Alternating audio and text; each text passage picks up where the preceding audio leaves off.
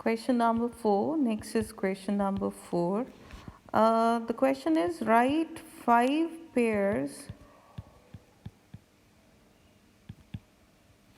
of integers such that a divided by b is -3. First pair उन्होंने दे रखा है 6 - 2 as 6 को अगर आप -2 से डिवाइड करेंगे द आंसर इज़ -3। तो हमने कुछ सॉल्यूशंस देने हैं। तो 3 कैसे भी लिख सकते हो। 9 को किससे डिवाइड करेंगे, -3 से डिवाइड करेंगे, इट विल गिव यू -3। -9 को 3 से डिवाइड करेंगे तब भी -3 आ जाएगा। 15 को 5 से डिवाइड करेंगे तो क्या आएगा, दोनों पॉजिटिव हैं तो +3, तो किसी एक के साथ आप माइनस लगा दीजिए, -3 आ जाएगा। ठीक है, इसी को आप क्या कर सकते हैं, माइनस इधर शिफ्ट कर दो तो ये -3 आ जाएगा। तो हो गए 5 पेयर्स 4। एक और ले लेते हैं, लेट इट बी 18 को आप -6 से डिवाइड करेंगे तो आंसर इज़ -3, और -18 को डिवाइड करेंगे 6 से तब भी -3। तो ये वाले क्वेश्चंस आप चेक करें कि 1 मार्कर होते हैं, काफ़ी बार आते हैं। नेक्स्ट क्वेश्चन है, now the next question is again word problems are 4 markers 5 markers. तो इसे आप ध्यान से प्रॉपर लिखना होता है। The temperature at noon was 10 degrees Celsius above zero. If it decreases at the rate of 2 degrees Celsius per hour until midnight, at what time would the temperature would be 8 degrees Celsius below zero? What would be the temperature at midnight? तो यहाँ पे number line की help से हमें बड़ा clear समझ आता है कि फॉलोइंग मैं एक नंबर लाइन ड्रॉ कर रही हूँ जिससे आप चेक करें और हम टेम्परेचर को रिप्रेजेंट करते हैं। ठीक है, हमारे पास हमने एक लाइन ड्रॉ कर ली, क्लियर। लाइन ड्रॉ करके बीच में 0। ध्यान रखेंगे आप स्केल से, मेरे पास तो स्केल नहीं है तो यहाँ हो भी नहीं सकता स्क्रीन पे, तो स्केल से आपने ये सारे नंबर्स जो है प्रॉपर इक्वल गैप्स पे आपने ये मार्क करने हैं। This is very important. तो 10 तक बात की थी उसने इधर, और यहाँ हम -1 -2 -3 -4 -5, ठीक। फिर से क्वेश्चन पढ़ते हैं। The temperature at noon is at 10 degree Celsius. ये नून का टेम्परेचर है, यहाँ नून है, clear. above zero, if it decreases at the rate of 2 degrees Celsius per hour। अब अगर यहाँ से 2 डिग्री सेल्सियस कम हो रहा है तो आपको पता है towards moving towards left is the decreasing part. तो आप 2 यहाँ से ये कम करेंगे, फिर ये 2 कम करेंगे, ये 1 घंटा हो गया। ये 12 बजे थे दोपहर के, तो ये कितना बज गया, 1 बज गया। ठीक है, ये कितना बजेगा, 2 बज जाएगा। यहाँ से फिर 2 डिग्री हर घंटे कम हो रहा है, यहाँ पे 3 PM हो जाएगा, ये 2 PM है, ये 1 PM है। तो ये 2 डिग्री कम करके हम चेक करेंगे कहाँ पहुँचना है हमें, 8 डिग्री सेल्सियस बिलो ज़ीरो। तो यहाँ यहाँ और ये हमारा फाइनल डेस्टिनेशन है।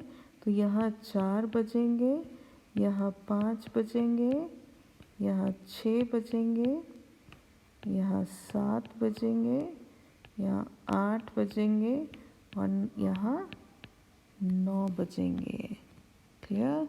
तो ये आपका टेम्परेचर नंबर लाइन के थ्रू हमने टाइम निकाल दिया। ठीक है, this number line will represent the temperature. Clear? और इसे हम वैसे कैसे करेंगे, इसे सॉल्यूशन लिखें, सॉल्यूशन पे लिखना है कि आप अगर डिवीज़न, क्योंकि डिवीज़न के मेथड से हम चेक कर रहे हैं, और आप सिंपली भी कर सकते हैं कि आप एक एक फिर से हम क्या कह रहे हैं, द टेम्परेचर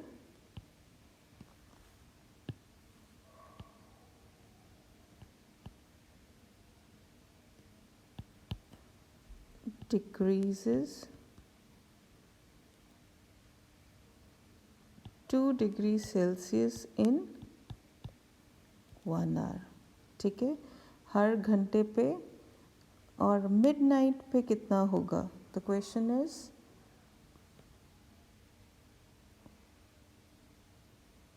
क्लियर? तो आपके पास 1 डिग्री सेल्सियस, तो ये टेम्परेचर डिक्रीजेज 1 डिग्री सेल्सियस कितने घंटे में होगा? 1/2 आवर्स में। यूनिटरी मेथड जानते हैं ना, हमने क्लास 6 में भी किया था। क्लियर? और हमें टेम्परेचर को कितना कम करना है, कितना कम करना है? 2, 4, 6, 8, 10, 12.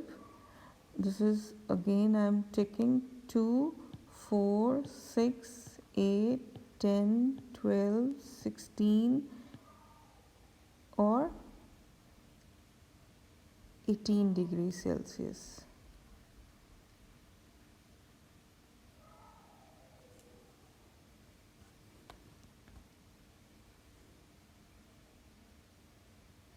तो आपके पास 18 डिग्री सेल्सियस कब कम हो गया? हाफ कर देंगे, हर घंटे में है ना, ईच आवर, तो 18 डिग्री सेल्सियस आ जाए, 18 डिग्री 18 आवर्स आ जाएंगे। Clear? This is ours.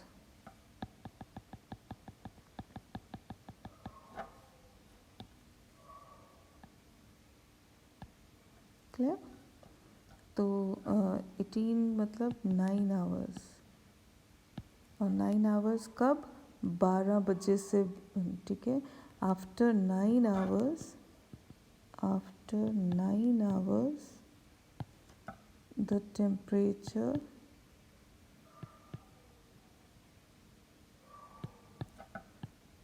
would be 8 degree Celsius below 0। Clear? तो एट, वो क्या बन जाएगा? आफ्टर 9 आवर्स 9 PM हो जाएगा। ठीक है,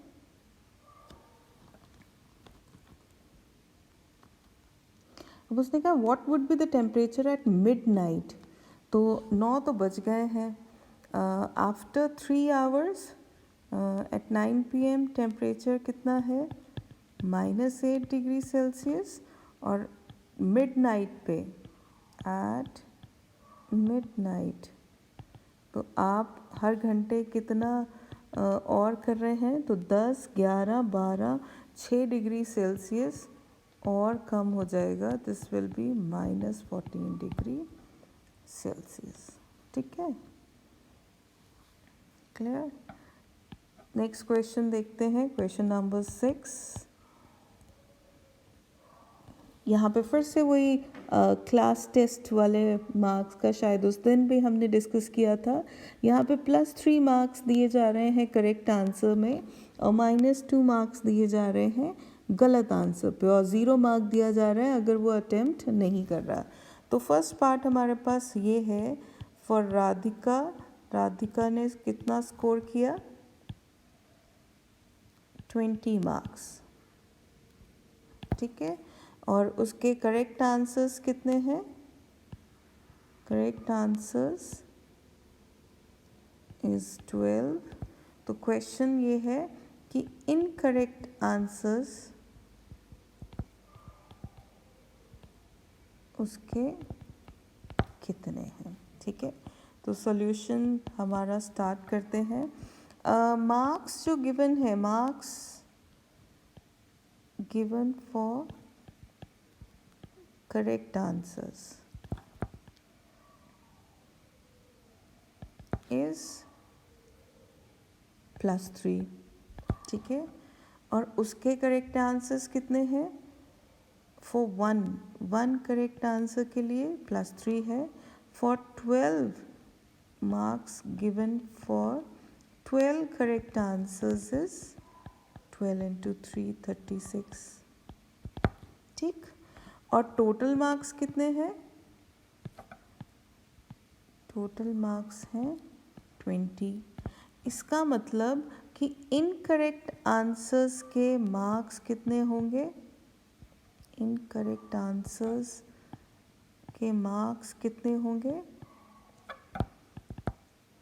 क्योंकि टोटल 20 है ना, 20 में से अगर हम 36 माइनस कर देंगे तो ये हमें पता लग जाएगा कि ये मार्क्स उसके इनकरेक्ट हैं। और एक इनकरेक्ट आंसर का कितना मार्क्स था? Mark for each incorrect answer it is -2। तो आप देख सकते हैं टोटल -16 है, एक का -2 है, तो नंबर ऑफ इनकरेक्ट आंसर्स कितने होंगे? Is -16 divided by -2। तो 8 उसके इनकरेक्ट आंसर्स हैं। तो राधिका हैज़ अटेम्प्टेड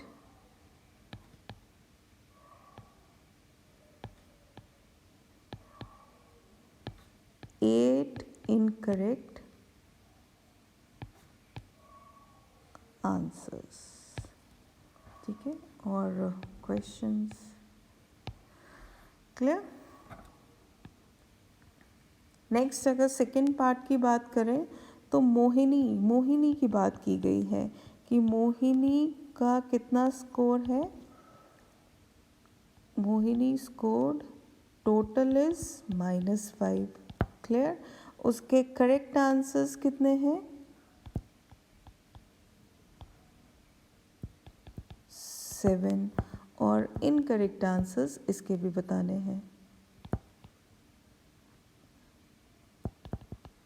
ठीक, तो उसी तरह से करेंगे। आपके पास टोटल मार्क्स कितने हैं फॉर करेक्ट आंसर्स? तो मार्क्स फॉर 7 करेक्ट आंसर्स, तो कितने मिलते हैं? 7 में +3 करेंगे 21 मिलेंगे। क्लियर? और टोटल स्कोर कितना है? इज -5। इसका मतलब इसके इनकरेक्ट आंसर्स ज़्यादा होंगे। तो इनकरेक्ट आंसर के मार्क्स कितने बन जाएंगे?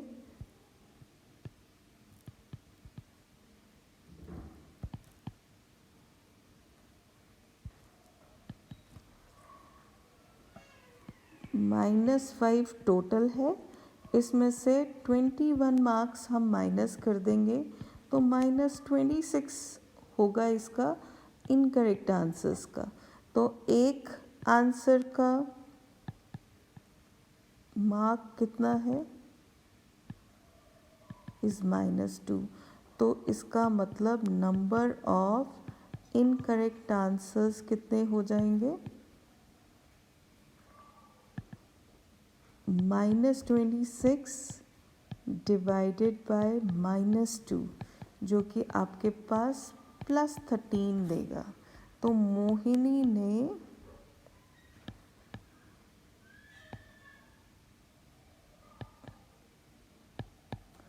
13 इनकरेक्ट आंसर्स अटेम्प्ट किए हैं। ठीक है, क्लियर? Now question number 7। यहाँ पे आप समझे क्या लिखा हुआ है? एलिवेटर्स जानते हैं हम क्या होता है?